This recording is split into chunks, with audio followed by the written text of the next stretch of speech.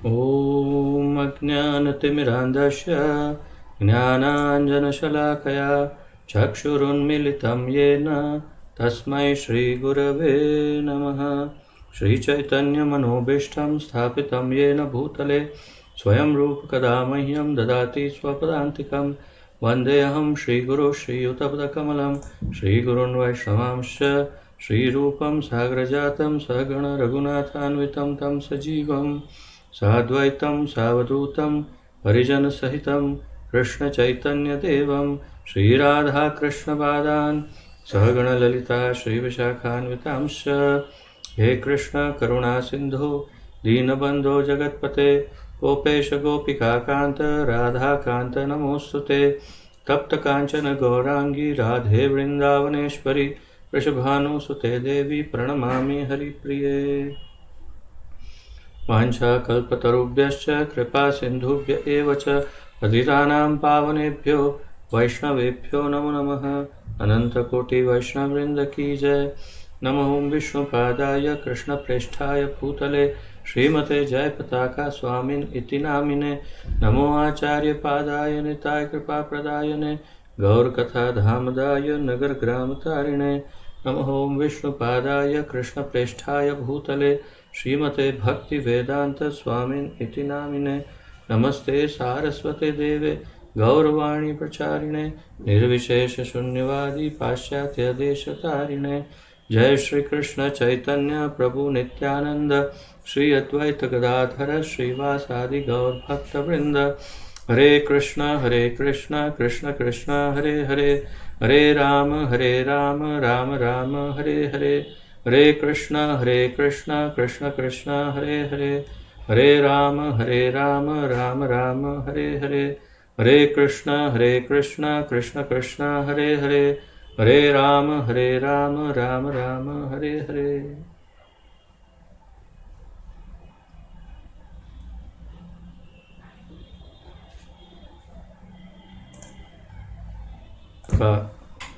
आप सबका बहुत बहुत स्वागत है आज के इस अत्यंत महत्वपूर्ण और मनोरम्य कार्यक्रम में।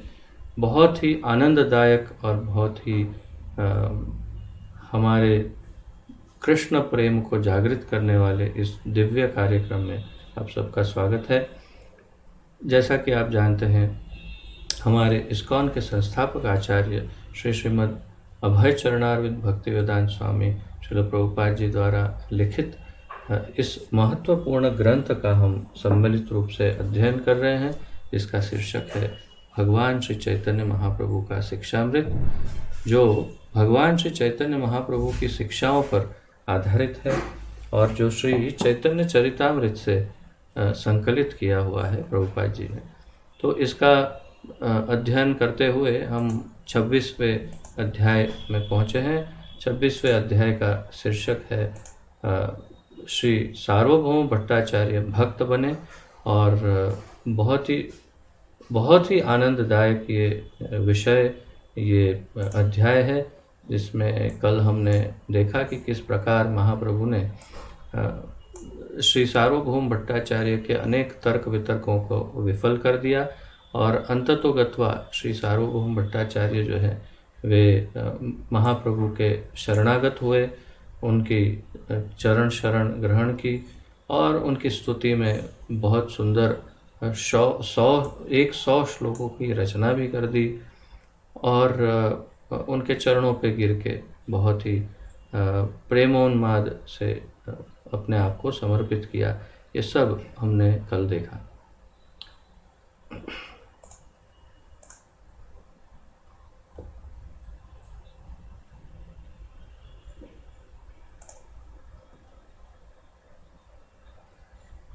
अब आगे बढ़ते हैं जहाँ से कल विराम लिया था।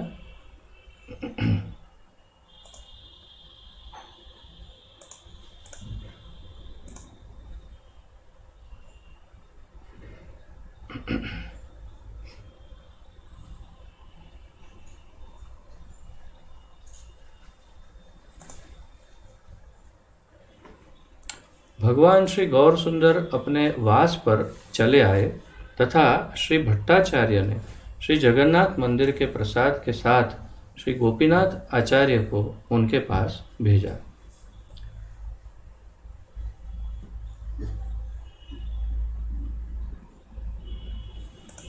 आज कुछ मेरे वहाँ कनेक्शन में प्रॉब्लम है। हाँ, अभी अभी यहाँ बहुत ही तेज़ बारिश और तूफ़ान हुए थे। बहुत तेज़ बारिश और बहुत ही ज़्यादा तूफ़ान, बादल, तो उसके कारण शायद यहाँ इंटरनेट की स्पीड थोड़ी कम हुई है। तो देखते हैं किस प्रकार चलता है, नहीं तो मुझे कुछ बदलाव लाना पड़ेगा।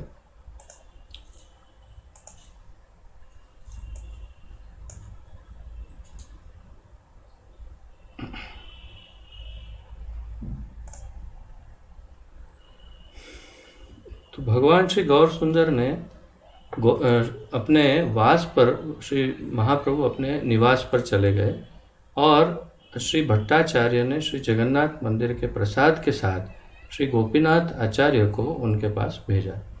तो अब श्री चैतन्य महाप्रभु अपने निवास स्थान पर चले गए और सार्वभौम भट्टाचार्य ने जगन्नाथ प्रसाद के साथ गोपीनाथ आचार्य को महाप्रभु के पास भेजा। अपने अगले दिन श्री गौर सुंदर मंगल आरती के लिए प्रातः जगन्नाथ मंदिर में गए।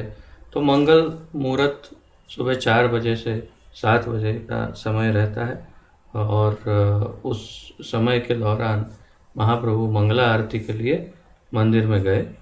पुजारी ने उन्हें प्रसाद और माला का अर्पण किया। तो जो वहाँ जगन्नाथ के पुजारी थे वे महाप्रभु को पहचानते थे और उन्होंने जगन्नाथ का हार और जगन्नाथ प्रसाद उनको अर्पण किया। उन्हें ग्रहण कर श्रीमन महाप्रभु अति अधिक प्रसन्न हुए तथा प्रसाद माला देने अविलंब श्री भट्टाचार्य के घर गए। तो जैसे ही महाप्रभु के हाथ में जगन्नाथ की माला और प्रसाद आया तो उनको सबसे पहले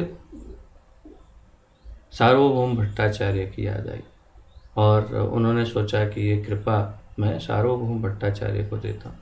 और नए नए भक्त बने थे, तो हम जानते हैं कि हमारी सिस्टम में भी इसे कल्टीवेशन सिस्टम कहते हैं, जो हम सभी भक्तों को ध्यान में, विशेष रूप से प्रचारकों को विशेष ध्यान रखना होता है कि कल्टीवेशन प्रोग्राम, अर्थात कि जो नए भक्त बनते हैं उनको अधिक ध्यान उनकी तरफ देना होता है। तो यही महाप्रभु यहाँ पर उदाहरण से प्रस्थापित कर रहे हैं। वे अधिक ध्यान दे रहे हैं जो अभी बिल्कुल नए नए ताज़ा भक्त बने हैं, एक ही दिन पहले भक्त बने थे श्री सार्वभौम भट्टाचार्य, उनकी तरफ अधिक ध्यान दे रहे हैं। उनके लिए माला और प्रसाद लेकर के महाप्रभु जा रहे हैं। और दूसरा एक ये भी बात है यहाँ पर कि सार्वभौम भट्टाचार्य तो जगन्नाथ मंदिर के प्रमुख पुजारी या पुजारियों के, या जिसे हम हेड पुजारी कहते हैं इस्कॉन में, तो हेड पुजारी के समान उनकी अवस्था थी। और उनके घर से, जैसे मैंने कल बताया था कि उनके घर से सीधा रास्ता जगन्नाथ मंदिर का था। तो जो व्यक्ति भगवान के मंदिर में पुजारी हो और जो नित्य भगवान के सन्मुख रहता हो, उनके लिए ये सब वस्तुओं का कितना मोल होगा। जैसे आपको कोई वस्तु पहली बार प्राप्त हो रही है और आपको कोई वस्तु यदि रोज रोज दिन में अनेक बार प्राप्त होती हो, और फिर आपके लिए उसका कितना महत्व रह जाएगा, ये बात है। तो इस बात को थोड़ा सा ध्यान में लेते हुए ये भी सोच सकते हैं कि महाप्रभु ने ऐसा क्यों सोचा कि जो वस्तु उनके लिए अत्यंत सुलभ है, सार्वभौम भट्टाचार्य को जब चाहिए उनको मिल सकता है, ऐसी वस्तु देने के लिए क्यों दौड़ पड़े वे सार्वभौम भट्टाचार्य को। तो इसके पीछे क्या रहस्य हो सकता है, कोई एक चिंतन करने योग्य विषय है। इसलिए मैं आपसे निवेदन कर रहा हूँ कि थोड़ा सोचते हैं कि ऐसा क्या, क्यों ऐसा लगा उनको कि ये सार्वभौम भट्टाचार्य इससे बहुत प्रभावित हो जाएंगे। तो वास्तव में एक प्रकार से महाप्रभु उनकी परीक्षा ले रहे थे। कि किस प्रकार सार्वभौम भट्टाचार्य प्रसाद और ये माला को देख करके तो उनका क्या प्रतिभाव आता है वो देखना चाहते थे महाप्रभु। और इसलिए और फिर प्रातः काल था, बिल्कुल सुबह सुबह, तो प्रसाद लेकर के क्या करते हैं सार्वभौम भट्टाचार्य, ये भी देखना चाहते थे महाप्रभु। तो इसीलिए उन्होंने ये एक छोटी सी परीक्षा ली। अब देखते हैं उसका परिणाम क्या आता है।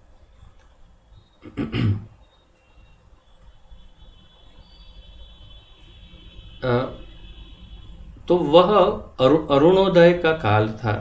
अरुण उदय अर्थात सूर्य उदय, सूर्योदय का ये समय था। और उस समय महाप्रभु उनके घर पे पहुंच गए, सार्वभौम भट्टाचार्य के घर पर। और फिर क्या हुआ, पर श्री भट्टाचार्य समझ गए कि श्री गौर सुंदर महाप्रभु आए हैं, तो दरवाजे पर उन्होंने आवाज़ दी होगी महाप्रभु ने। और सार्वभौम भट्टाचार्य वहाँ पर अभी सोए हुए थे, वास्तव में उस समय जागे नहीं थे। प्रातःकाल इतनी ज़्यादा सुबह थी कि वो अभी उठे नहीं थे, बिस्तर में थे। और जैसे ही महाप्रभु ने आवाज़ लगाई होगी तो ये आवाज़ सुन करके सार्वभौम भट्टाचार्य समझ गए कि श्री गौर सुंदर महाप्रभु स्वयं पधारे हैं। और फिर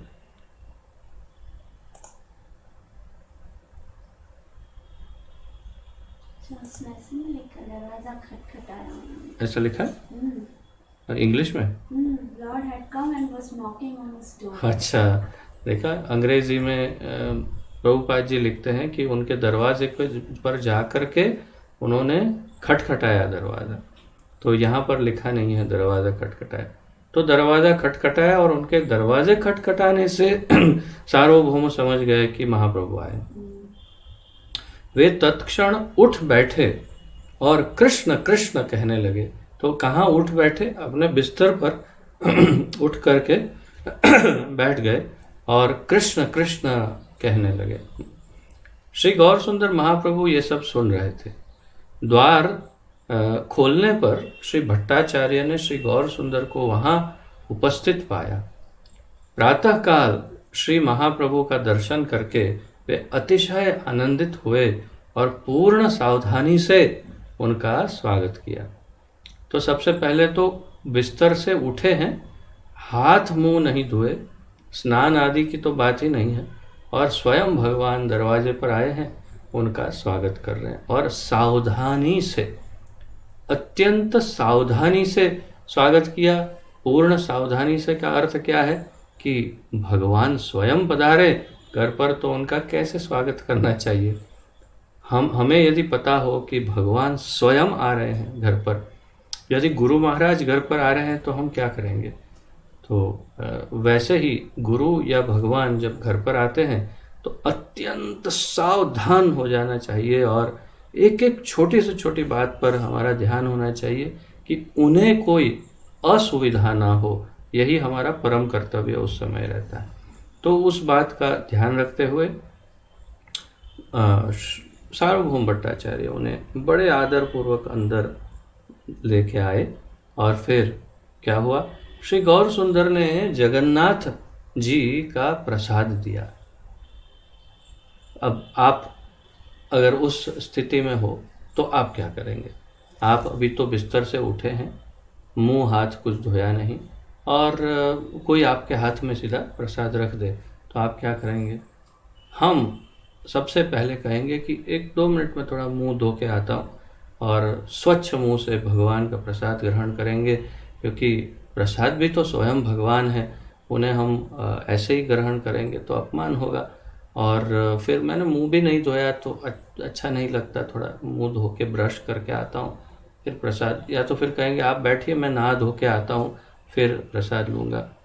तो सार्वभौम भट्टाचार्य ने क्या किया, एक तो ब्राह्मण, दूसरे पुजारी, हेड पुजारी, तीसरे सारे मायावादी सन्यासियों के गुरु, तो और सबसे बड़े उन्नत अधिकारी, तो सबसे मुख्य अधिकारी जगन्नाथपुरी के, राजा के बाद मंदिर के प्रशासन में सबसे बड़ा पावर इनका ही था, भट्टाचार्य।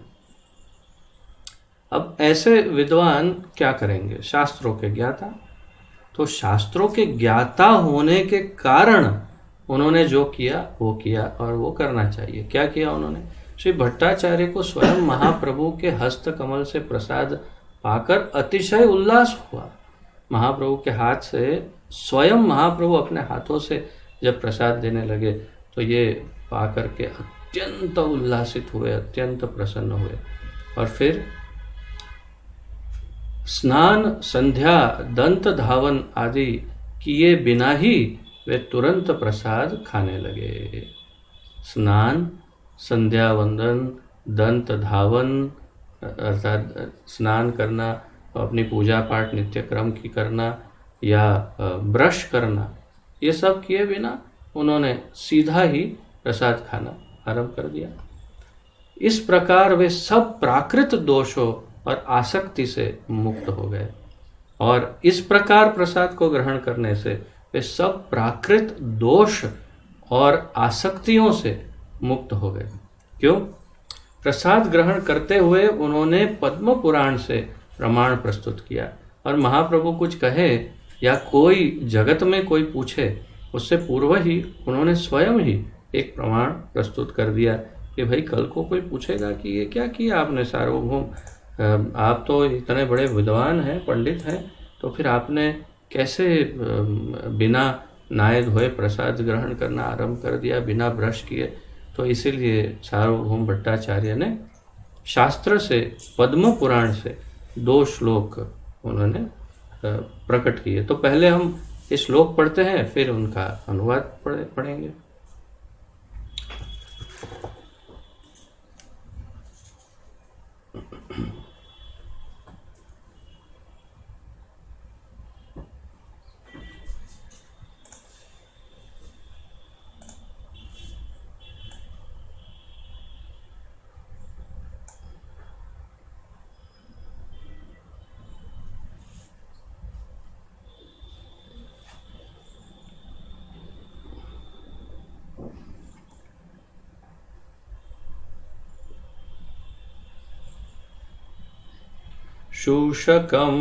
शुष्कं पर्युषितं वापि नीतं वा दूरदेशतः प्राप्तिमात्रेण भोक्तव्यं नात्र कालविचारणा न देश नियमस्तत्र न काल नियमस्तथा प्राप्तम् अन्नं धृतं शिष्टैर्भोक्तव्यं हरिरब्रवीत्। अब्रवीत् अंत में कहा हरिर अब्रवीत्, भगवान कृष्ण स्वयं बोल रहे हैं। भगवान कृष्ण ने स्वयं कहा, क्या कहा? शुष्कम पर्युषितम वापि, तो शुष्क मतलब सूखा हुआ, पर्युषितम सड़ा हुआ या पुराना अर्थात बासी, नीतम वा दूर देशतः, या फिर बहुत दूर देश से आया हुआ, कि भाई जगन्नाथपुरी से आया है, बहुत दिन हो गए प्रसाद को, तो पुराना एकदम और दूर से ट्रैवल करके आया। और उस समय तो ट्रेन में नहीं आता था, 1-1 महीना लगता था आने में।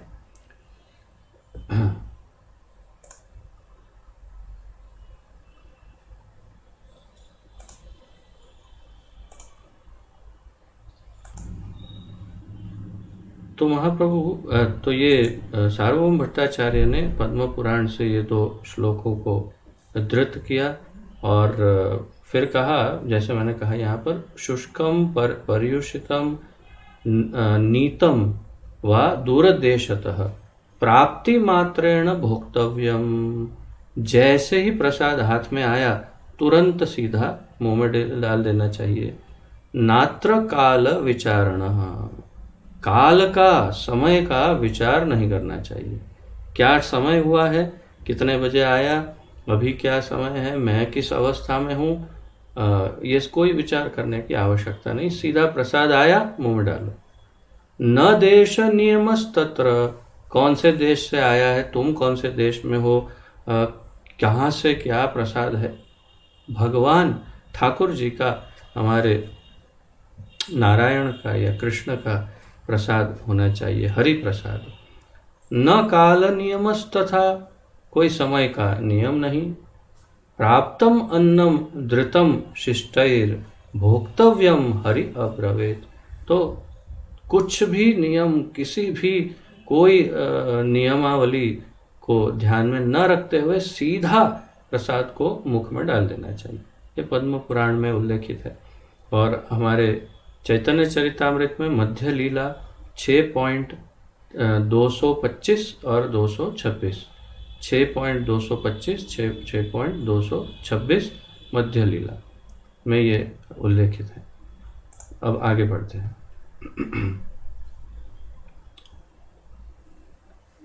तो यहाँ पर इसका अनुवाद दिया है प्रभुपाद जी ने। इस प्रकार वे सब प्राकृत दोषों और आसक्ति से मुक्त हो गए। प्रसाद ग्रहण करते हुए उन्होंने पद्म पुराण से प्रमाण प्रस्तुत किया। पद्म पुराण में उल्लेख है कि शुष्क, पर्युषित, बासी अथवा दूर से लाए हुए प्रसाद को संध्या वंदन किए बिना तुरंत ग्रहण करना चाहिए। शास्त्र का आदेश है कि प्रसाद अविलंब खा लेना चाहिए। अतः इसमें देश काल का बंधन नहीं है, इसमें देश और काल का बंधन नहीं है। श्री हरि की आज्ञा सदा पालनीय है।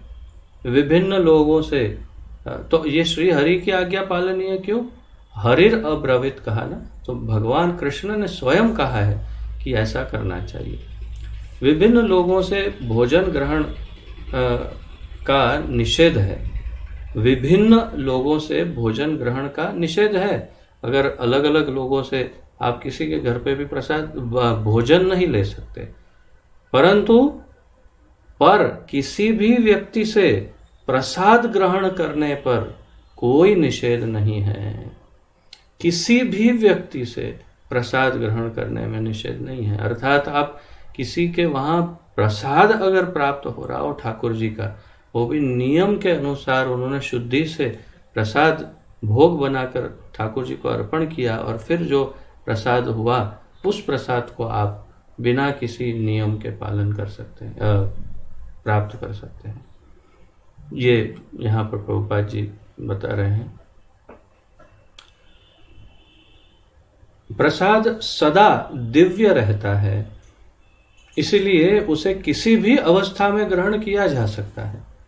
नियम विधि का पूर्ण पालन करने वाले श्री भट्टाचार्य को प्राकृत नियम की अवज्ञा करके प्रसाद ग्रहण करते देख भगवान श्री गौर सुंदर अत्यंत हर्षित, आनंदित, प्रसन्न हुए। तो जब महाप्रभु ने देखा कि सारे प्राकृत नियमों का उन्होंने उल्लंघन कर दिया और बिना संकोच के, बिना सोच विचार के सीधा प्रसाद उन्होंने ग्रहण किया, तो जैसे मैंने कहा वास्तव में ये उनकी टेस्ट थी। महाप्रभु उनकी परीक्षा ले रहे थे कि उनका समर्पण कितना है और शास्त्रों पर उनका कितना विश्वास है, भक्ति कितनी विकसित हुई है हृदय में। और अब उन्होंने प्रमाण प्राप्त कर लिया, तो अब महाप्रभु क्या कहते हैं? प्रेम आविष्ट महाप्रभु ने उनका आलिंगन किया, फिर दोनों ही दिव्य प्रेमोन्माद में नृत्य करने लगे। तो महाप्रभु इतने अधिक प्रसन्न हो गए इस बात से कि उन्होंने सार्वभौम भट्टाचार्य का प्रेमालिंगन किया और दोनों प्रेम उन्माद में नृत्य करने लगे। उसी प्रेमाविष्टता में श्री गौर सुंदर कहने लगे, आज मेरा जगन्नाथपुरी आना सफल हो गया। मैंने सार्वभौम भट्टाचार्य को भक्त बना दिया। हरि हरि बोल। अब मैं निसंदेह वैकुंठ लाभ कर सकता हूँ। महाप्रभु अपनी विनम्रता प्रदर्शित कर रहे हैं और कह रहे हैं अब मैं निसंदेह वैकुंठ लाभ कर सकता हूँ। अर्थात अब मैंने सार्वभौम भट्टाचार्य को भक्त बनाया, एक व्यक्ति को मैंने भक्त बना दिया तो अब मैं वैकुंठ जा सकूंगा। अपने आप को एक साधारण भक्त के रूप में प्रदर्शित कर रहे हैं। कृष्ण भक्त का एकमात्र उद्देश्य, प्रभुपाद जी कहते हैं, एक प्राणी को शुद्ध भक्त बना देना होता है। कृष्ण भक्त का एकमात्र उद्देश्य प्रभुपाद जी के अनुसार कि किसी भी कम से कम एक व्यक्ति को शुद्ध भक्त बना सके तो बस उसके आप बेड़ा पार। इससे उसे वैकुंठ प्राप्ति निश्चित हो जाती है। श्री गौर सुंदर महाप्रभु ने श्री भट्टाचार्य पर इतनी प्रसन्नता हुई कि बारंबार आशीर्वाद देने लगे। महाप्रभु इतने अधिक प्रसन्न हो गए थे भट्टाचार्य पर कि वारंवार आशीर्वाद देकर कहने लगे, भट्टाचार्य आज तुम शुद्ध कृष्ण भक्त बन गए, श्री कृष्ण तुम पर अतिशय प्रसन्न है। अब बताइए, अभी एक क्षण पहले तो कह रहे थे कि मैं वैकुंठ जाऊंगा, अब कह रहे हैं कि कृष्ण तुम पर अतिशय प्रसन्न हैं। हो गए होंगे नहीं, हैं। तो है ये निश्चित कैसे बता सकते हैं कि कृष्ण प्रसन्न हो गए? जब स्वयं कृष्ण होंगे तभी तो बता सकेंगे कि कृष्ण प्रसन्न हो गए तुम पर। और आज से तुम देह और माया बंधन से मुक्त हो गए। हरि हरि बोल। श्री सार्वभौम भट्टाचार्य को माया और देह बंधन से मुक्त कर दिया महाप्रभु ने। आज तुम कृष्ण धाम की प्राप्ति के योग्य हो गए। हरि हरि। तो महाप्रभु ने इतनी करुणा और कृपा की सार्वभौम भट्टाचार्य पर कि वे उनकी कृपा से और अपनी स्वयं की विनम्रता और भक्ति में समर्पण, शरणागति की वजह से वे कृष्ण धाम जाने के योग्य हो गए। श्री गौर सुंदर ने श्रीमद् भागवत दूसरे अध्याय का दूसरे स्कंद 7वें अध्याय का 42वां श्लोक से एक श्लोक प्रमाण स्वरूप सुनाया। 2.7.42 श्रीमद् भागवत। येषां स एव भगवान् दययेदनन्तः सर्वात्मना अश्रितपापदो यदि निर्व्यलिकम्।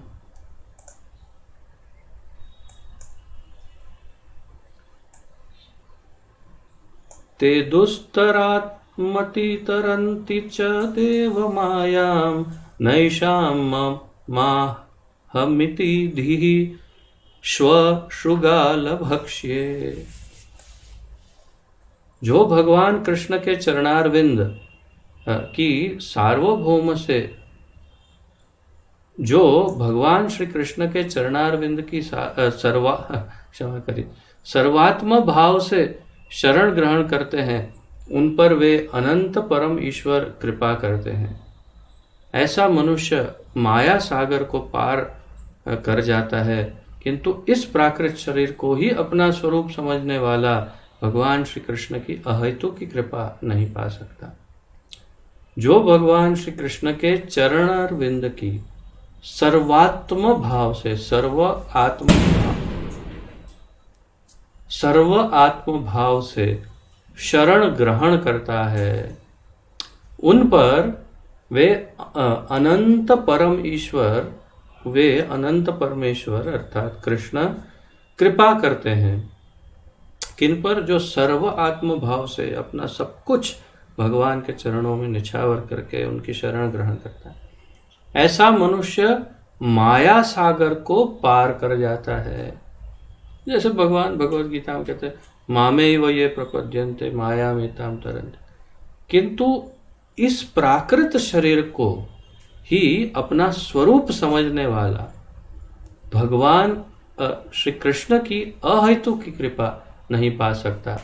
और इस अनुवाद में एक विशेष 2 शब्द छोड़ दिए हैं।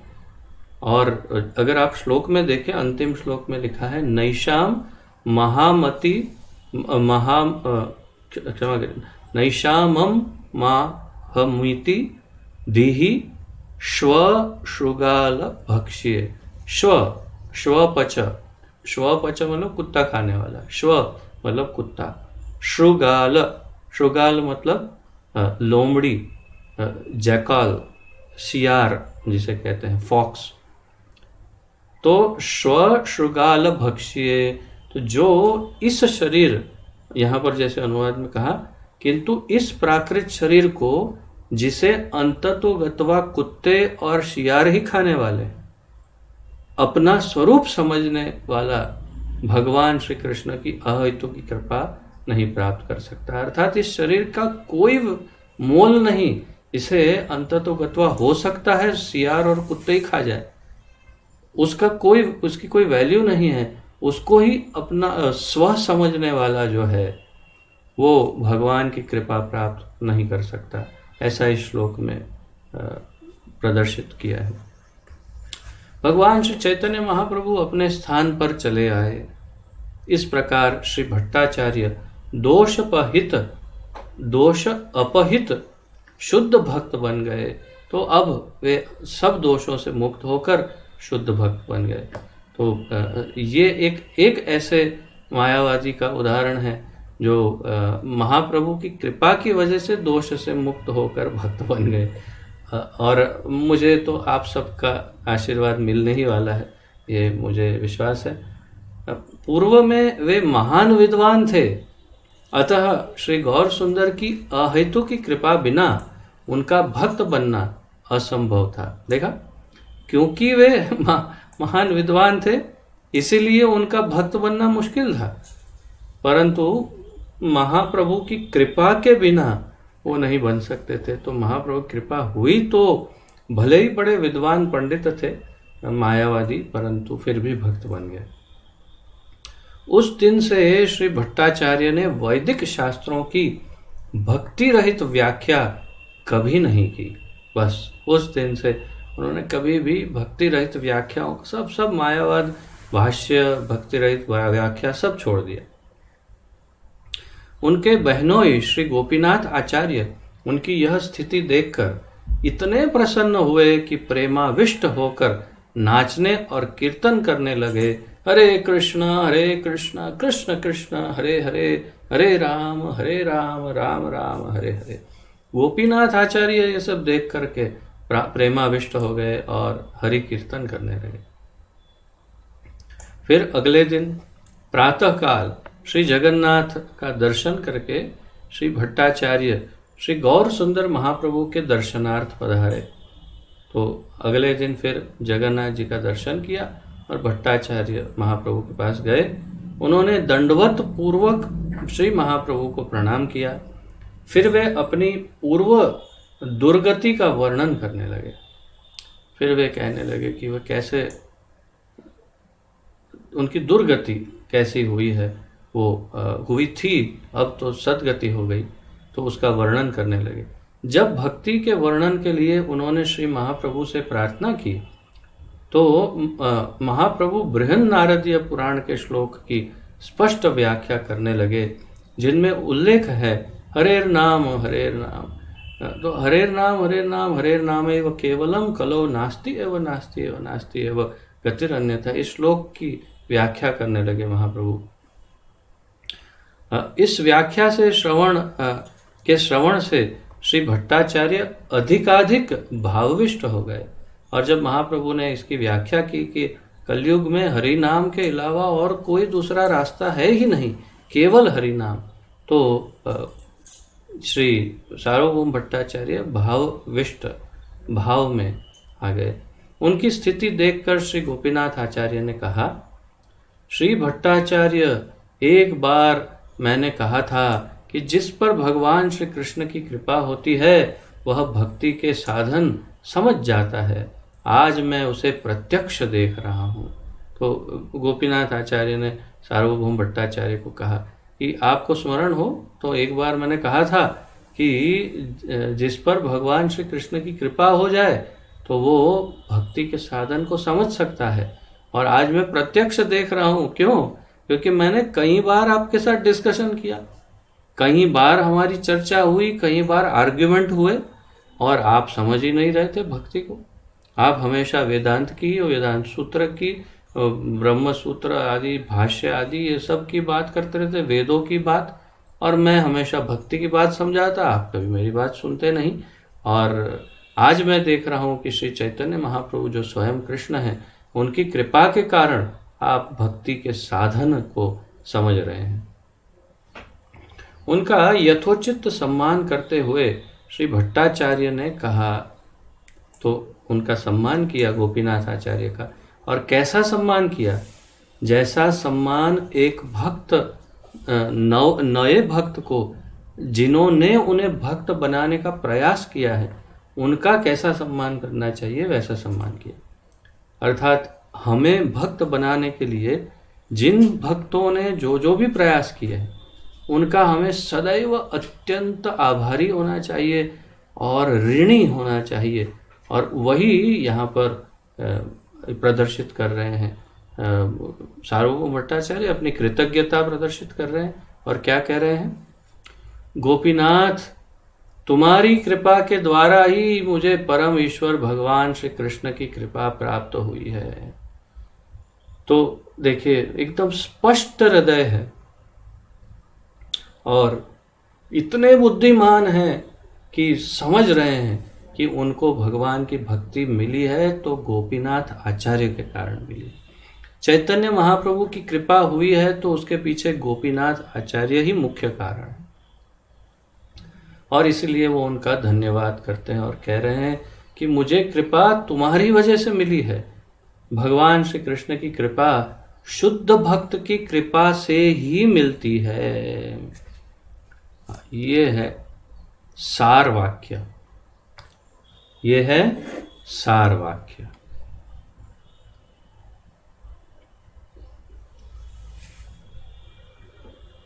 सार वाक्य क्या है? भगवान श्री कृष्ण की कृपा शुद्ध भक्त की कृपा से ही मिलती है।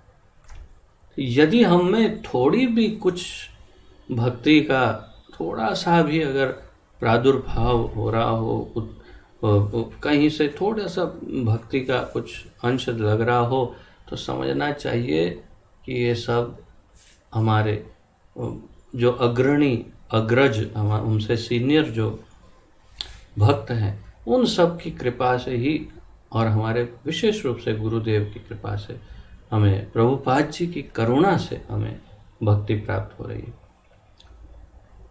तो ये बहुत निश्चित है। और एक बार रिपीट करते हैं इसी सार वाक्य को, भगवान श्री कृष्ण की कृपा शुद्ध भक्त की कृपा से ही मिलती है, अपने आप नहीं मिल सकती। उसका अर्थ ये हुआ, श्री गोपीनाथ आचार्य के प्रयत्न से ही श्री भट्टाचार्य श्री गौर सुंदर महाप्रभु की कृपा प्राप्त कर सके। प्रभुपाद जी कह रहे हैं, गोपीनाथ आचार्य नहीं करते कृपा तो भट्टाचार्य शायद उनका उद्धार नहीं होता।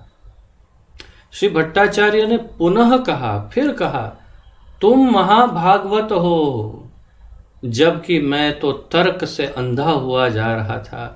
तुम्हारे संबंध से ही मुझे गौर कृपा प्राप्त हुई है। हरि हरि बोल, गौरांग महाप्रभु की जय, गौर भक्त वृंद की जय। तो गौर भक्त वृंद कितने दयालु होते हैं। अब देखिए, गौरांग महाप्रभु के भक्त जो हैं वे इतने दयालु हैं कि उन्होंने ऐसे मायावादी जो तर्क वितर्क ज्ञान आदि में अंधे हैं, उनको उनका उद्धार कर दिया।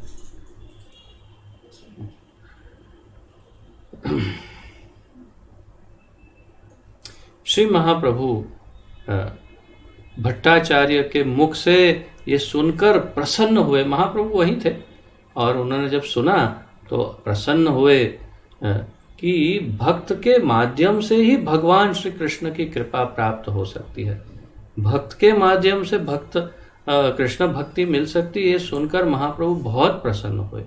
इस वाक्य की पुष्टि, प्रशंसा तथा पुष्टि करते हुए उन्होंने श्री भट्टाचार्य का फिर से आलिंगन किया।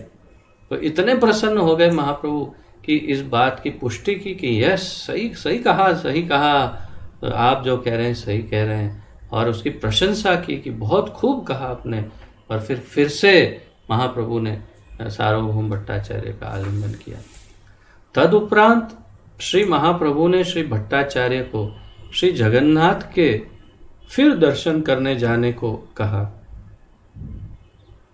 तो इसके पश्चात महाप्रभु ने भट्टाचार्य को कहा कि आप फिर से जगन्नाथ जी के दर्शन करने जाइए। श्री महाप्रभु के दो प्रधान सेवकों श्री जगदानंद तथा श्री दामोदर के साथ श्री भट्टाचार्य मंदिर की ओर चले गए। तो जगदानंद पंडित और स्वरूप दामोदर, या फिर ये कोई और दामोदर हो, यहाँ इंग्लिश में क्या लिखा है? दामोदर लिखा है। अच्छा, तो मुख्य मेरे ख्याल से तो स्वरूप दामोदर ही होंगे, के साथ श्री भट्टाचार्य मंदिर की ओर चले गए। श्री जगन्नाथ के दर्शन करके भट्टाचार्य अपने घर चले आए, साथ ही प्रचुर प्रसाद भी लाए। तो अब हेड पुजारी हैं तो उनको तो प्रसाद तो हमेशा मिलता ही रहेगा ना। तो उनको बहुत सारा प्रसाद जो मिला तो वो लेकर घर आए। ब्राह्मण सेवक के हाथों उन्होंने वह सब श्री गौर सुंदर महाप्रभु के लिए भिजवाया और फिर एक ब्राह्मण सेवक को कहा कि आप ये सब प्रसाद महाप्रभु को दे दीजिए। उन्होंने तालपत्र पर लिखे 2 श्लोक भी भेजे और विशेष रूप से श्री जगदानंद पंडित से उन्हें पहुंचाने की प्रार्थना की। तो अब ये एक विशेष बात है कि उन्होंने क्या किया, प्रसाद तो भेजा, साथ में एक तालपत्र पर 2 श्लोक लिखे महाप्रभु की प्रशंसा में, और वो सब जगदानंद पंडित को दिया और कहा कि आप महाप्रभु को पहुंचाइए। भगवान श्री गौर सुंदर को प्रसाद तथा तालपत्र पर लिखित दोनों श्लोक समर्पित किए गए। श्री महाप्रभु के पास ले जाने से पूर्व श्री मुकुंद दत्त ने उन्हें लिख लिया था। तो मुकुंद दत्त जो है, उन्होंने जब ये मुकुंद दत्त भी शायद वही टीम में होंगे, तो वहाँ पर जब जगदानंद पंडित कह रहे होंगे कि देखो भाई, इन्होंने कुछ 2 श्लोक लिखे हैं और प्रसाद में देने जा रहा हूँ, तो इनकी चर्चा हुई कि रास्ते में मिले होंगे, उन्होंने कहा होगा दिखाओ कौन से श्लोक है, पढ़ता हूँ, पढ़े, और फिर उनको लगा होगा कि नहीं, ये तो बहुत महत्वपूर्ण श्लोक है और शायद महाप्रभु के मनोभाव को जानते होंगे मुकुंद दत्त, इसलिए मुकुंद दत्त ने वो दोनों श्लोक लिख लिए। फिर आगे क्या होता है वो देखिए। श्री महाप्रभु के पास ले जान तालपत्र पर उन श्लोकों को पढ़ते ही श्री गौर सुंदर चैतन्य महाप्रभु ने उनके टुकड़े टुकड़े कर दिए, क्योंकि उन्हें आत्म प्रशंसा अप्रिय थी। उनकी प्रशंसा में ये 2 श्लोक लिखे थे, इसलिए महाप्रभु ने पढ़ते ही तुरंत इसके टुकड़े टुकड़े करके जाने दिया। लेकिन मुकुंद दत्त ने लिख लिए थे। तो श्री मुकुंद दत्त के लिख लेने के कारण ही वे श्लोक आज तक हमें प्राप्त हैं, अन्यथा हमारे पास वो श्लोक होते नहीं। इन श्लोकों में श्री गौर सुंदर चैतन्य महाप्रभु के रूप में जन साधारण में वैराग्य, दिव्य विद्या तथा भक्ति योग को प्रचारित करने के लिए अवतरित भगवान श्री कृष्ण की स्तुति है। तो आइए ये श्लोक चैतन्य चरितामृत से पढ़ते हैं, क्योंकि बड़े मधुर श्लोक हैं, बहुत सुंदर श्लोक लिखे हैं सार्वभौम भट्टाचार्य ने। और ये मैं आपको बताऊं, ये आपको जो है मध्य लीला 6ठे अध्याय के 254 और 55 श्लोक हैं। 254 मध्य लीला 6.254 255 मध्य लीला में बहुत सुंदर श्लोक है ये सार्वभौम भट्टाचार्य का, और बड़े प्रचलित भी हैं। वैराग्य विद्या निज भक्ति योग शिक्षार्थ में कह पुरुषः पुराणः श्री कृष्ण चैतन्य शरीरधारी कृपाम्बुधिर्यस्तमहं प्रपद्ये। आहा, कितना सुंदर श्लोक है। और फिर इसका अनुवाद, वैराग्य जिससे कृष्ण भावना वैराग्य जिससे कृष्ण भावना विकसित नहीं होती, उन सब चीजों से वैराग्य, विद्या, ज्ञान, निज क्षमा करें मैं कुछ, हाँ, मैं उन पूर्ण पुरुषोत्तम भगवान श्री कृष्ण की शरण ग्रहण करता हूँ। इसका अनुवाद है, मैं उन पूर्ण पुरुषोत्तम भगवान श्री कृष्ण की शरण ग्रहण करता हूँ जो हमें वास्तविक ज्ञान, अपनी भक्ति तथा कृष्ण भावनामृत के विकास में बाधक वस्तुओं से विरक्ति सिखलाने के लिए श्री चैतन्य महाप्रभु के रूप में अवतरित हुए हैं। वे दिव्य कृपा के सिंधु होने के कारण अवतरित हुए हैं। मैं उनके चरण कमलों की शरण ग्रहण करता हूँ। ऐसा श्री सार्वभौम भट्टाचार्य कह रहे हैं। और फिर द्वितीय श्लोक में कहते हैं,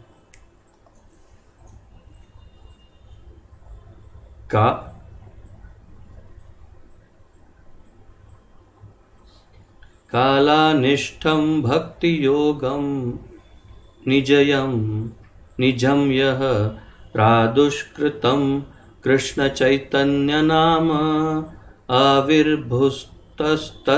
पादारविन्दे गाढ़ं लियतां चित्तभृङ्गः।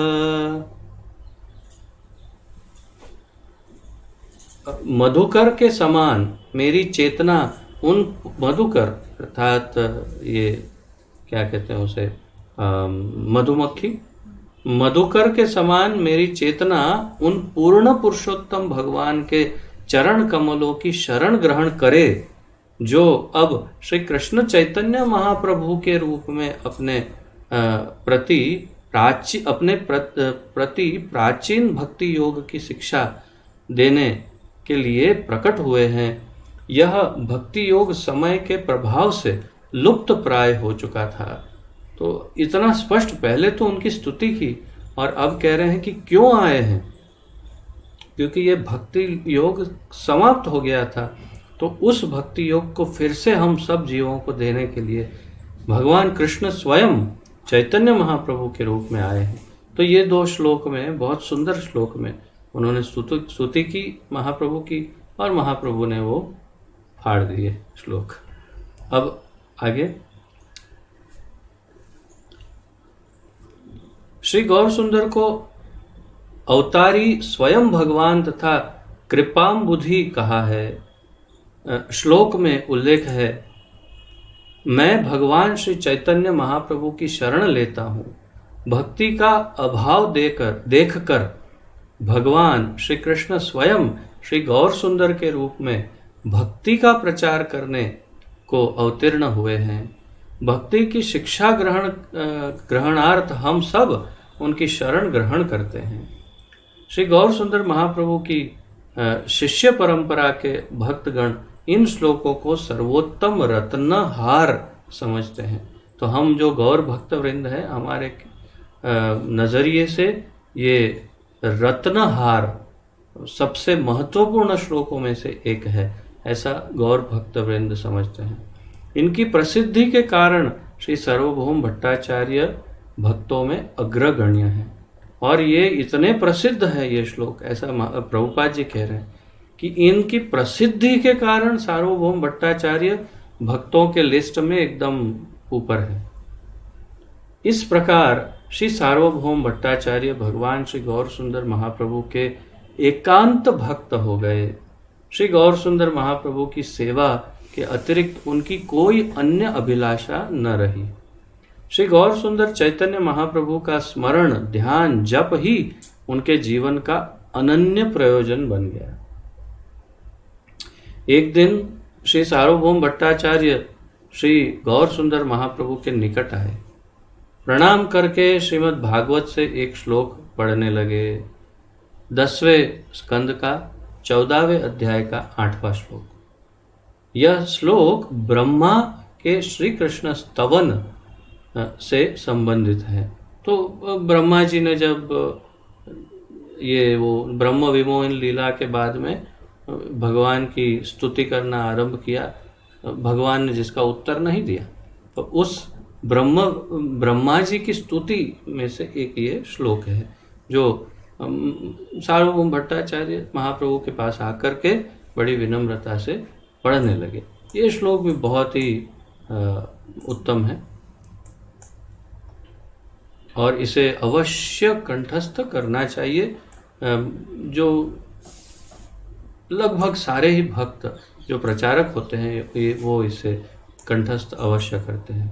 तत्तेऽनुकंपां सुसमीक्षमाणो भुञ्जान एवात्मकृतं विपाकं हृद्वाग्वपुर्भिर्विदधन् नमस्ते जीवेत यो मुक्तिपदे सदाय भाक्। इसका अनुवाद पढ़ते हैं। पूर्व पाप कर्मों के फल स्वरूप मिल रहे क्लेश भोगते हुए भी जो मन, शरीर एवं वाणी से भगवान श्री कृष्ण की सेवा में तत्पर रहता है उसकी मुक्ति निश्चित है। पूर्व पाप कर्मों के फल स्वरूप मिल रहे क्लेश, पहले पाप किए हैं फिर इसलिए अभी क्लेश मिल रहा है। हम सब का यह अनुभव हो सकता है, क्लेश भोग रहे हैं, फिर भोगते हुए भी जो मन, शरीर और वाणी से भगवान श्री कृष्ण की सेवा में तत्पर रहता है। क्लेश हो रहा है लेकिन फिर भी वो तन मन धन से या बल्कि मन, शरीर और वाणी से भगवान श्री कृष्ण की सेवा में तत्पर रहता है, उसकी मुक्ति निश्चित है, ऐसा ब्रह्मा जी ने वर्णन किया। श्री भट्टाचार्य ने मुक्ति शब्द के स्थान पर भक्ति शब्द पढ़ा। अब ये बड़ा रोचक, बहुत इंटरेस्टिंग ये घटना है। और देखिए, अगर कोई मायावादी ऐसा कार्य करे तो महाप्रभु तो पता नहीं उसको अपने क्रोधाग्नि से जला ही देते कि तुमने भागवत को बदल दिया। लेकिन ये इतने शुद्ध भक्त हो गए, उन्होंने भागवत के श्लोक में परिवर्तन कर दिया, तो महाप्रभु क्या करते हैं सुनना बहुत आनंद आएगा। तो जीवेत यो मुक्ति पदे सदाय भाक, इसके जगह पर उन्होंने कहा जीवेत यो भक्ति पदे सदाय भाक, ऐसा कह दिया उन्होंने। अब ये सुनकर महाप्रभु आश्चर्यचकित हो गए। अपने मूल पाठ में आपने मूल पाठ में परिवर्तन क्यों किया? श्री महाप्रभु ने भट्टाचार्य से पूछा। वास्तव में शब्द मुक्ति है पर आप उसे भक्ति पढ़ रहे हैं। श्री भट्टाचार्य ने उत्तर दिया कि मुक्ति भक्ति के समान मूल्यवान नहीं है। शुद्ध भक्त की दृष्टि में मुक्ति तो एक प्रकार का दंड है। कौन कह रहा है? सार्वभौम भट्टाचार्य कह रहे हैं कि भक्ति और मुक्ति की दोनों की कंपैरिजन, तुलना नहीं हो सकती। मुक्ति तो दंड है एक भक्त के लिए। उन्होंने मुक्ति के स्थान पर भक्ति का प्रयोग किया। श्री भट्टाचार्य भक्ति पर अपनी अनुभूति का वर्णन करने लगे और फिर वो भक्ति पर अपना वर्णन, जो भी अनुभव है उसका वर्णन करने लगे। सच्चिदानंदमय भगवान श्री कृष्ण तथा उनके अप्राकृत श्री विग्रह को स्वीकार न करने वाले परतत्व को नहीं जान सकते। उन्होंने कहा भगवान श्री कृष्ण तथा उनके श्री विग्रह को स्वीकार जो नहीं करते वो परतत्व को नहीं समझ सकते। तो अर्थात भक्ति का महत्व समझाने लगे। भगवान श्री कृष्ण के श्री विग्रह की दिव्यता को न जानने वाला शत्रु बनकर उनकी निंदा अथवा उनसे युद्ध करता है। ऐसे शत्रु भावपन्न भी अंत में भगवान श्री कृष्ण की ब्रह्म ज्योति में लीन हो जाते हैं। तो जो भगवान के प्रभुपाद जी शायद समझा रहे हैं यहाँ पर ये सब, कि जो भगवान के स्वरूप में नहीं विश्वास करते वो या तो भगवान के शत्रु बन जाते हैं या द्वेषी बन जाते हैं, उनकी निंदा करते हैं, और शत्रु भाव होकर भी वे अंतोतोगत्वा उनकी ब्रह्म ज्योति में लीन हो जाते हैं, अर्थात उनको मोक्ष की प्राप्ति होती है। कृष्ण भक्ति ऐसी ब्रह्म सायुज्य मुक्ति की इच्छा कभी नहीं करते। कृष्ण भक्त, क्षमा करें, कृष्ण भक्त ऐसी ब्रह्म सायुज्य मुक्ति की इच्छा कभी नहीं करते। ब्रह्म सायुज्य मुक्ति अर्थात ब्रह्म में लीन हो जाना, ब्रह्मलीन हो जाना। ये तो ब्रह्मलीन हो गए, अर्थात क्या हुआ, वो उनको ब्रह्म ज्योति में मिक्स हो गए, प्रकाश में, भगवान के प्रकाश में मिक्स हो गए। अर्थात वो तोता जैसे उड़ के पेड़ में जाके बैठ गया और फ्रीज हो गया, वहाँ पर जम गया, ऐसे जम गए, उसे ब्रह्म सायुज्य कहते हैं। मुक्ति 5 है, सालोक्य, सारूप्य, सामीप्य, साष्टी तथा सायुज्य। ये 5 प्रकार की मुक्तियां हैं। इसमें आगे बढ़ने से पूर्व इसे थोड़ा समझते हैं। सालोक्य अर्थात सलोक, उनके भगवान के ही लोक में जाकर रहना। तो जैसे हम गोलोक वृंदावन में जाके रहें तो उसे कहते हैं सालोक्य मुक्ति। सामीप्य मुक्ति भी गोलोक वृंदावन में हो सकती है कि भगवान के समीप रहना हमेशा, उसे सामीप्य मुक्ति। सारूप्य मुक्ति तो ये वैकुंठ लोकों में होती है, जहाँ पर भगवान जैसा ही स्वरूप प्राप्त होता है, चतुर्भुज। तो जो विष्णु दूत होते हैं वो बिल्कुल विष्णु जैसे दिखते हैं, उनमें 1 या 2 अंतर होते हैं। कौस्तुभ मणि नहीं होता, कंठ में वैजयंती माला नहीं होती, श्री वत्स चिन्ह नहीं होता, ऐसे 1, 2, 3 अंतर होते हैं, बाकी सेम टू सेम दिखते हैं, नारायण जैसे चतुर्भुज। यह है सारूप्य। फिर साष्टी, साष्टी अर्थात भगवान जैसा ऐश्वर्य प्राप्त करना, भगवान जितने जैसा अर्थात उनके समान ही बहुत अधिक ऐश्वर्य प्राप्त करना। और फिर सायुज्य, सायुज्य मतलब ब्रह्म में मिक्स हो जाना, फ्रीज हो जाना। तो इसमें से सालोक्य और सामीप्य जो है, ये 2 तो कृष्ण भक्तों के लिए ठीक है।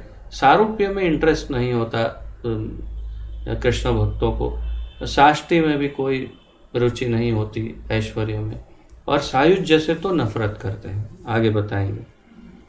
भक्त इनमें से वैसे तो कोई भी नहीं चाहते, तो भक्त प्रभुपाद जी कहते हैं इनमें से किसी में भी विशेष रुचि नहीं रखता। भक्त भगवान श्री कृष्ण की भक्ति करने में ही संतुष्ट रहता है, उसे तो केवल भगवान की भक्ति ही चाहिए। ब्रह्म सायुज्य से अपना स्वरूप खोने में भक्त को विशेष घृणा होती है, विशेष घृणा होती है किससे? सायुज्य मुक्ति से। क्यों? अपना स्वरूप खो देता है तो वो नहीं चाहिए उसे। वस्तुतः ब्रह्म ऐक्य को तो वह नरक तुल्य समझता है। अब देखिए कितना बड़ा अंतर है, ज्ञानी ध्यानी और एक भक्त में क्या अंतर है। अब देखिए तो सही, इस अंतर को कैसे नापा जाए भाई। जो प्रयत्न ही सायुज्य के लिए करते हैं, पूरा अपना सब कुछ जोड़ के जोर लगाते हैं सायुज्य मुक्ति प्राप्त करने के लिए, वो ज्ञानी और ध्यानी, और सामने वो भक्त जो उसको शुकर एरा विष्ठा के समान बिल्कुल एक नरक तुल्य, बिल्कुल इतना ही घृणा करते हैं कि नाम मत लेना मेरे साथ, सायुज्य मुक्ति की तो बात ही मत करना, देखो नहीं तो मेरा पारा चढ़ जाएगा एकदम। मुझे अपना स्वरूप खोना नहीं है, मुझे भगवान की भक्ति करना है, सेवा करना है, बस उनको प्रसन्न करना। ये भक्त का मूड है, और ध्यानी और ज्ञानी का मूड है भगवान में मिक्स होकर भगवान बन जाना। फिर कौन प्रिय होगा भगवान को? तो फिर वस्तुतः ब्रह्म ऐक्य को तो वह नरक तुल्य समझता है, और किंतु भगवान श्री कृष्ण की भक्तिमय सेवा में सहायक होने पर अन्य 4 मुक्तियों को स्वीकार कर लेता है। तो अगर भगवान की भक्तिमय सेवा में सहायता करने के लिए बाकी की 4 मुक्तियों में से स्वीकार कर लेता है कि भैया ठीक है, चलो भगवान की सहायता के लिए उनकी नित्य सेवा में लग जाएंगे, परंतु फिर भी जैसा मेरा ज्ञान जो मुझे प्राप्त है उससे फिर भी इसमें सारूप्य और साष्टी तो फिर भी नहीं चाहते। भगवत भक्त, कृष्ण भक्त, वे तो सालोक्य या सामीप्य चाहते हैं कि भाई हाँ ठीक है, और भगवान के साथ रहेंगे, उनके समीप रहेंगे। सायुज्य के 2 भेद हैं। आप में से काफ़ी भक्तों को ये पहली बार जानकारी प्राप्त हो रही होगी। हम सब सायुज्य के बारे में जानते हैं, परंतु उसमें 2 प्रकार की सायुज्य मुक्ति है वो नहीं जानते सब।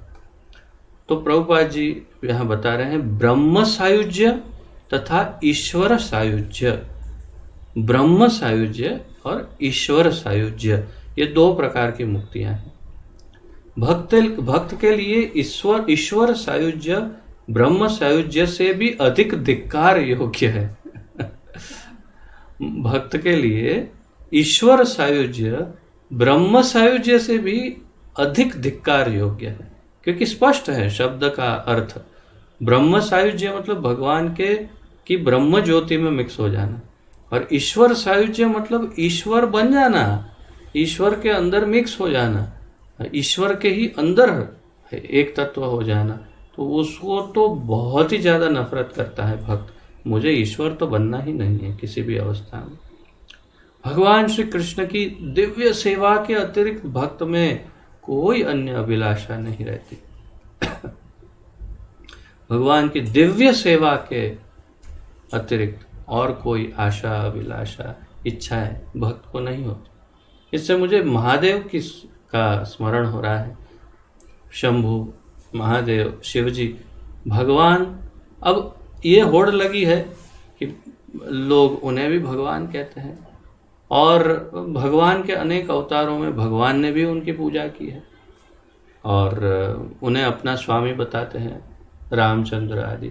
और शिव जी तो है ही महाभागवत, इसे जिसमें तो कोई दो राय नहीं है। जो 12 महाजन हैं उसमें से एक है महादेव, और ये भी शास्त्र कहते हैं वैष्णवानाम यथा शंभु।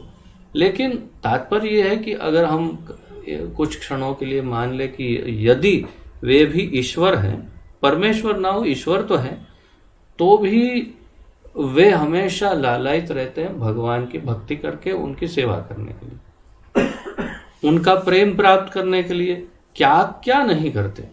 राम रामेति रामेति रमे रामे मनोरमे सहस्र नाम भिस्तुल्यम राम नाम वरानने।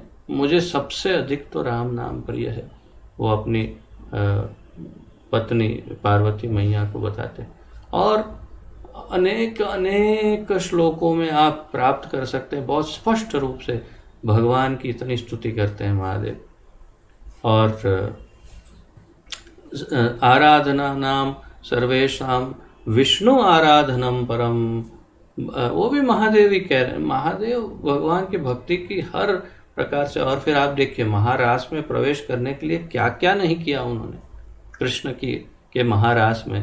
अंततो गत्वा ललिता विशाखा आदि सखियों की सहायता लेकर फिर वे ये मान सरोवर में, यस मान सरोवर, जो अपना जिसे राधा रानी के नाम से भी कहते हैं, उस जगह को मान सरोवर या मान मंदिर भी कहते हैं। तो वहाँ पर उन्होंने डुबकी लगाई और फिर रूप परिवर्तित होके प्रवेश किया उन्होंने महारास में, और गोपेश्वर महादेव बनकर यहाँ पर विराजमान हो गए वृंदावन में, गोपेश्वर गोपी का रूप धारण करके। और पूरे ब्रजमंडल के 4 कोनों में 4 महादेव के मुख्य मंदिर हैं, जो चारों कोनों से इस ब्रजमंडल की रक्षा करते हैं। और मुझे पूरे नाम एकदम स्मरण होंगे नहीं, लेकिन शायद जहाँ तक मुझे याद है भूतेश्वर, गोपेश्वर और चक्रेश्वर और बुद्धेश्वर हो गया, और कुछ और दूसरे। और यहाँ पर उनके और भी रूप है, जैसे चिंताहरण महादेव हैं, फिर आशेश्वर महादेव हैं जो हमारे नंदगांव में, वो कौन सी जगह अपना तेर कदम के बगल में है।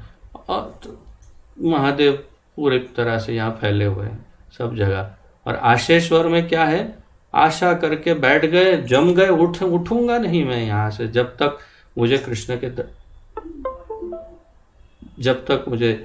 के दर्शन नहीं प्राप्त होते, तब तक मैं यहाँ से उठूंगा नहीं, ये कहने लगे। तो इस प्रकार ये याद आता है कि किस प्रकार भक्त हमेशा भगवान की सेवा ही करना चाहता है, चाहे वो ईश्वर पद क्यों नहीं मिल जाए उसे, वो उसे छोड़ करके भगवान का भक्त बनना चाहता है। जैसे महादेव ईश्वर होने पर भी वे अपना ईश्वर पद त्याग करके भगवान के की लीला में प्रविष्ट होना चाहते हैं। आप जब भी कृष्ण लीला पढ़ेंगे, कहाँ कहाँ कितनी बार महादेव अंदर प्रवेश करते हैं आप देखिए। इससे सिद्ध होता है कि भक्त हृदय जो है वो भगवान नहीं बनना चाहता, और ये ज्ञानी ध्यानी भगवान बनना चाहते हैं। इसलिए बहुत ही क्लेशो अधिक रस्ते शाम। फिर भगवान श्री कृष्ण की दिव्य सेवा के अतिरिक्त भक्त में अन्य कोई अभिलाषा नहीं रहती। यह सुनने पर भगवान श्री कृष्ण श्री चैतन्य महाप्रभु ने श्री भट्टाचार्य को सूचित किया कि मुक्ति शब्द का एक दूसरा तात्पर्य भी है। और फिर महाप्रभु ने बहुत प्रेम से उन्हें समझाया कि यहाँ देखिए, भागवत में गलती हो ही नहीं सकती ना, असंभव है। स्वयं भगवान वेदव्यास ने रचना की है, एक भी शब्द, एक अक्षर भी गलत, एक अर्ध अक्षर, एक मात्रा भी गलत नहीं हो सकती। तो मुक्ति पदे शब्द से महाप्रभु समझा रहे हैं साक्षात भगवान श्री कृष्ण निर्दिष्ट है। मुक्ति पदे इस शब्द का अर्थ है स्वयं भगवान कृष्ण। वो कैसे? असंख्य जीवन मुक्त जीव श्री कृष्ण की प्रेम सेवा में संलग्न है, वही मुक्ति के परम आश्रय हैं। सदा भगवान श्री कृष्ण ही परम आश्रय हैं। अर्थात जो नित्य मुक्त जीव हैं, जो भगवान की नित्य सेवा में, जो सामीप्य मुक्ति में है, अर्थात भगवान के समीप रहते हैं हमेशा, जो सालोक्य मुक्ति भगवान के लोक में निवास करते हैं, गोलोक में आदि, तो ये सब मुक्ति पद के अधिकारी हैं और उनको मुक्ति मिली हुई है। और इसलिए इसमें कोई दोष नहीं है, बल्कि भगवान के कृष्ण की भक्ति का सूचक ही है, ये कृष्ण का ही सूचक है, ऐसा कह रहे हैं महाप्रभु। श्री भट्टाचार्य ने कहा, अब भट्टाचार्य थोड़ी मानेंगे, भट्टाचार्य ने कहा, अब देखिए उनके हृदय की स्पष्टता और शुद्धता देखिए, जिसे अंग्रेजी में कहते हैं ट्रांसपेरेंसी। बिल्कुल भी आडंबर नहीं, जो है वो कहना है मुझे, वही तो कहते हैं। यह अर्थ होते हुए भी मुक्ति के स्थान पर मुझे भक्ति पाठ ही अच्छा लगता है। बताओ, नहीं आप मैं तो भक्ति पदे ही पढ़ूंगा, मुझे तो वही अच्छा लगता। अरे ऐसे नहीं करते महाप्रभु, समझा? ऐसे कैसे? तो कहना नहीं, मुझे मुक्ति नहीं अच्छा लगता। क्यों? आपका कहना है कि मुक्ति शब्द के दो अर्थ हैं, फिर इसका संदिग्ध अर्थ होने के कारण मुझे भक्ति शब्द अधिक श्रेष्ठ लगता है, क्योंकि मुक्ति शब्द सुनने पर सदा भगवान से एक हो जाने का अर्थ ही प्रतीत होता है। तो उनका, क्योंकि सोच कर पूरा जीवन मायावादी दृष्टिकोण से सोच कर मुक्ति शब्द का एक ही अर्थ उनको समझ में आता है। मुक्ति बोलते ही बस भगवान में मिक्स हो जाना, वही उनको समझ में आता है। और इसलिए कहते हैं कि उसका संदिग्ध अर्थ है, छिपा हुआ अर्थ तो ये भी होता ही है ना, कि उसका अर्थ है कि भगवान में मिक्स हो जाना। इसलिए मुझे मुक्ति शब्द अच्छा नहीं लगता, मुझे तो भक्ति ही अच्छा लगता। देखिए कितना परिवर्तन हो गया। तो अब कह रहे हैं अतः मुझे मुक्ति शब्द के उच्चारण से ही घृणा सी हो गई है। मुझे मुक्ति शब्द का उच्चारण करने में अब नफरत हो गई। भक्ति शब्द कहते हुए मन उल्लासित होता है। आहा, भक्ति बोलते ही मन में प्रसन्नता हो जाती है। सार्वभौम भट्टाचार्य कह रहे। भगवान श्री गौर सुंदर महाप्रभु इस पर हंसने लगे। उन्होंने प्रेम पूर्वक श्री भट्टाचार्य का आलिंगन किया। एक छोटा बच्चा जैसे कुछ उल्टा सीधा बोलता है, सही नहीं बोलता, लेकिन उसका हृदय एकदम शुद्ध होता है, तो माता पिता बहुत ही प्रेम पूर्वक हंसते हुए उसे गले लगा लेते हैं। अरे आजा मेरा बेटा, तू जो कह रहा है वो गलत है, लेकिन तेरा भाव बहुत अच्छा है। ऐसे उस तरह से प्रेम से महाप्रभु ने फिर उनको आलिंगन किया। जो श्री भट्टाचार्य पहले आनंद पूर्वक मायावाद का अध्यापन करते थे, वही ऐसे दृढ़ भक्त बन गए कि मुक्ति शब्द के उच्चारण तक से उनको घृणा हो गई। ऐसा केवल श्री गौर सुंदर चैतन्य महाप्रभु की अहेतुकी कृपा से ही हो सकता है। श्रीमन महाप्रभु स्पर्शमणि हैं, अपनी कृपा से वे लोहे को भी स्वर्ण बना सकते हैं। श्री भट्टाचार्य के भक्त बन जाने पर उन्हें उनमें महान परिवर्तन हुआ। देखकर सबने यह निर्णय किया कि उनमें यह परिवर्तन एकमात्र भगवान श्री चैतन्य महाप्रभु की अचिंत्य कृपा शक्ति से ही हुआ है।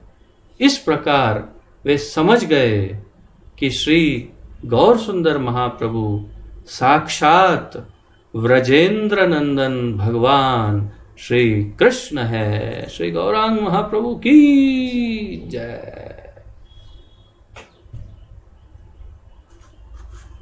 तो इस प्रकार यहाँ पर 26वां अध्याय समाप्त होता है और कल फिर हम 27वें अध्याय का अध्ययन आरंभ करेंगे।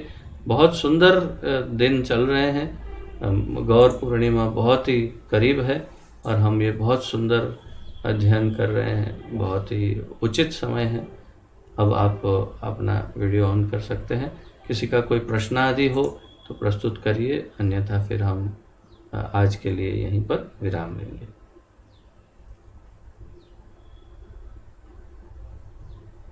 किसी का कोई प्रश्न, उत्कंठा, कुछ व्यक्त करना चाहते हैं?